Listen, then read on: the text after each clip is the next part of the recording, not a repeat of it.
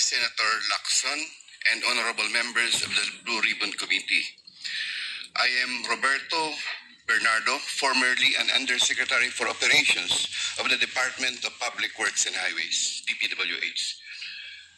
I was summoned to appear today before the Honorable Blue Ribbon Committee and required to testify in connection with its ongoing inquiry in aid of legislation into the reported anomalies in certain DPWH projects, flood control projects.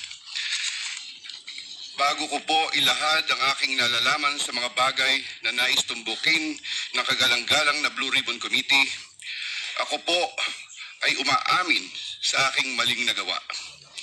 Ako po ay hindi naging matatag at tapat sa pagpapatupad ng tungkulin na ipinagkatiwala sa akin ng ating pamahalaan at sambayanan.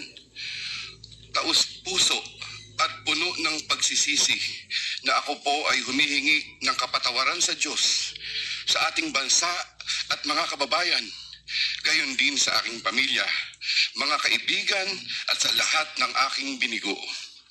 Nakagawa po ako ng pagkakamali at pinahintulutan ko po ang aking sarili na maging kasangkapan sa pagpapatupad ng isang masamang gawain.